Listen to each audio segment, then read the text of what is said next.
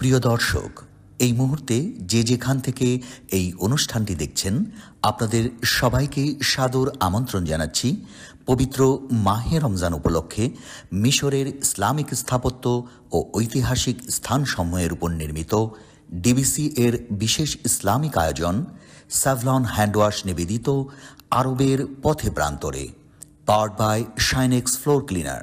প্রিয় দর্শক, আসসালামু আলাইকুম ওয়া রাহমাতুল্লাহি ওয়া বারাকাতুহু। এই মুহূর্তে যে যেখান থেকে বসে দেখছেন, আমি শরাফত করিম আপনাদের সবাইকে সাদর আমন্ত্রণ জানাচ্ছি। প্রিয় দর্শক, আজকের পর্বে আপনাদেরকে নিয়ে এসেছি কায়রো থেকে প্রায় 700 কিলোমিটার দূরে লুক্সোর শহরে। আমার পেছনেই দেখতে পাচ্ছেন প্রাচীন ফারাওদের রাজধানী মদিনাতুল হাবু। প্রিয় দর্শক, চলুন আমরা সেই প্রাচীন ফারাও সভ্যতার রাজপ্রাসাদটি আপনাদেরকে ঘুরে ঘুরে দেখাবো, ভিতরে কি রয়েছে এবং তার ইতিহাস আপনাদেরকে জানাবো। শেষ পর্যন্ত আমাদের সাথেই থাকুন। প্রিয় দর্শক ও শ্রোতা, আজকের পর্বে আপনাদেরকে আমরা নিয়ে এসেছি ঐতিহাসিক লুক্সোর শহরের ফারাও সভ্যতার অন্যতম নিদর্শন মদিনাতুল হাবু বা প্রাচীন হাবুর শহরে। এখানে রয়েছে ফারাওদের আমন দেবতার উপাসনালয় এবং রামসিস দ্য থার্ড এর টেম্পল এবং কপটিক বা কিপ্তি সভ্যতার স্থাপনা, যেটি নীল নদের পশ্চিম তীরে তিমান পর্বতরাজির মাঝে অবস্থিত। টেম্পল অব আমন, যেটি 18তম ফারাও রাজবংশের রানী হাটশেপসুট এবং রাজা তৃতীয় তুতমোসের হাত ধরে নির্মিত হয়। পরবর্তীকালে 20 থেকে 30 রাজবংশের সময় কয়েক হাজার বছর এটি গুরুত্বপূর্ণ শহর, দুর্গ ও উপাসনালয়, সেই সাথে গ্রিক ও রোমান সভ্যতার নিদর্শন নিয়ে গঠিত এই টেম্পলটি। লুক্সোর হল মিশরের দক্ষিণে অবস্থিত নীল নদের তীরবর্তী একটি ঐতিহাসিক শহর, কায়রো থেকে যার দূরত্ব 700 কিলোমিটার, যার প্রাচীন নাম থিবস বা তেবস। এটাই প্রাচীন মিশরের ফারাওদের রাজধানী শহর। পৃথিবীর প্রাচীন রাজধানী মেনোফেস বা মানাফের পর থিবস রাজধানী হিসেবে স্বীকৃতি পায়, যার আরও বেশ কিছু নাম রয়েছে।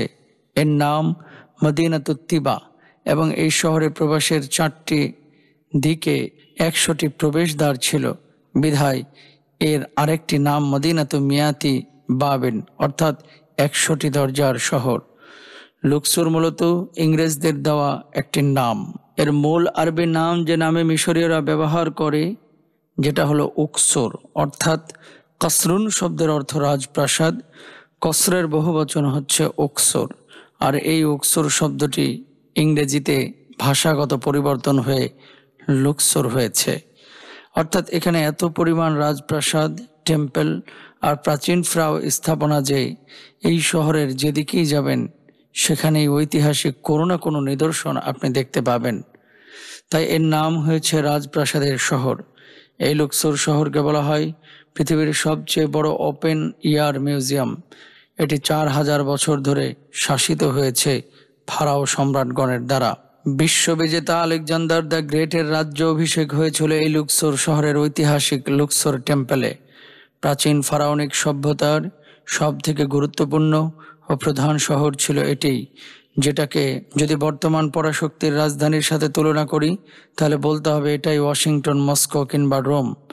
বর্তমানে মিশরের রাজধানী কায়রো, যেটি ইসলামী ফাতিমীয় খলিফা মুঈন দ্বীন ইল্লাহর পরামর্শে তার প্রধান ওজির জাওহরা আস-সাকাল্লি প্রতিষ্ঠিত করেন। এরপর থেকে কায়রো বা কায়রোই হয়ে ওঠে মিশরের রাজধানী। বিশ্ব সভ্যতার প্রাচীন নিদর্শনগুলো এই শহরের চারিদিক জুড়ে ছড়িয়ে ছিটিয়ে আছে। রাতের সৌন্দর্যে আপনি এখানে এসে মুগ্ধ হবেন। বিশাল আকার স্থাপনাগুলো নানান রঙের বাতিতে প্রজ্বলিত করা হয়। সেই সাথে ঘোড়া কিংবা ঘোড়া গাড়িতে চড়ে এক নিমেষে আপনি ঘুরে দেখতে পারবেন এই লুক্সোর শহর।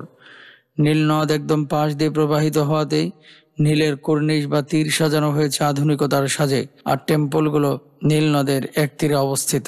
এখানে রয়েছে মদিনাতু হাবু বা হাবু টেম্পল কমপ্লেক্স, তৃতীয় আমান হতেবের বিশাল মেমনন টেম্পল এবং ফারাও রানী হাটশেপসুটের টেম্পল।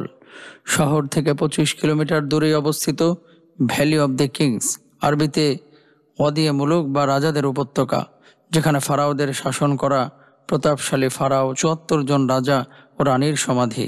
ফারাওদের সমাধি নির্মাণের জন্য পাহাড়ের গভীরতা কেটে অনেক নিচে কয়েকটি কামরা বিশিষ্ট মমি চেম্বার তৈরি করেছে। ফেরাউন কোনো ব্যক্তির নাম নয়, এটি তৎকালীন মিশরের সম্রাটদের একটি উপাধি। যেমনভাবে রুশ সম্রাটদের বলা হয় একাদশ লুই, দ্বাদশ লুই এবং রোমান সম্রাটদের বলা হতো ইমারাতুত বা কনস্টান্টাইন। কিপ্তি বংশীয় এই ফারাও সম্রাটগণ কয়েক হাজার বছর মিশর সহ আফ্রিকা এবং এশিয়ার পশ্চিমাঞ্চল শাসন করেছেন। মিশরের নীল নদের অববাহিকায় প্রায় 5,000 বছরের মিশরীয় প্রাচীন সভ্যতা গড়ে উঠেছিল।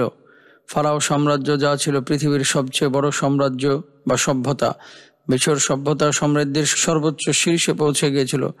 আধুনিক যুগে মডার্ন পৃথিবী বলতে আমরা যেটা বুঝি, ফারাওদের মিশর ছিল তৎকালীন সময়ের পৃথিবীতে প্রভাবশালী সাম্রাজ্য।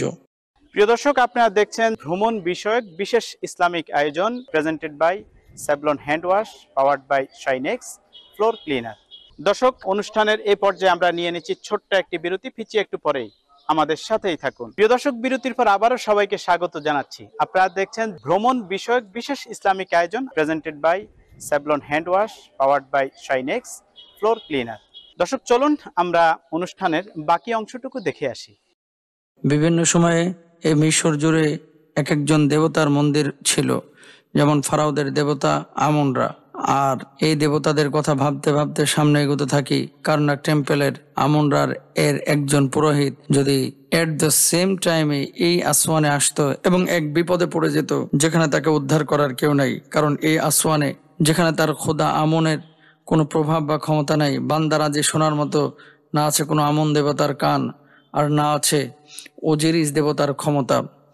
এই একই সময় হয়তো পারস্যে অগ্নিকে পূজা করা হতো, আর আমাদের উপমহাদেশে অন্য কোনো ভিন্ন এক খোদার উপাসনা করা হতো। কিন্তু সে কিভাবে রব হয় যার ক্ষমতা সীমাবদ্ধ? একটি অঞ্চলের সাথে কিংবা একটি জনগোষ্ঠীর সাথে যে তার উপরে বসা সামান্য মাছিকেও তাড়াতে পারে না, তার সামনে পরিবেশিত সুস্বাদু খাবারের স্বাদ আস্বাদন করতে পারে না, সে নিজেই খাবার নিতে পারে না, সে কিভাবে প্রভু হতে পারে? কিন্তু আমি এমন এক খোদাকে চিনি যিনি সৃষ্টির শুরু থেকে এখন পর্যন্ত আছেন। তার কখনো বিশ্রামের প্রয়োজন হয় না, কারণ গভীর রাতে যদি তার কোনো বান্দা বিপদে পড়ে তার কাছে আশ্রয় চায়, আর তখন স্রষ্টা যদি ঘুমন্তই থাকেন, তাহলে কে শুনবে তার আহ্বান? আমার এই খোদা এক পরাক্রমশালী ক্ষমতার অধিকারী। তিনি কারো থেকে জন্ম নেননি, কাউকে তিনি জন্ম দেননি, তার সমকক্ষ অন্য কোনো খোদাও নেই।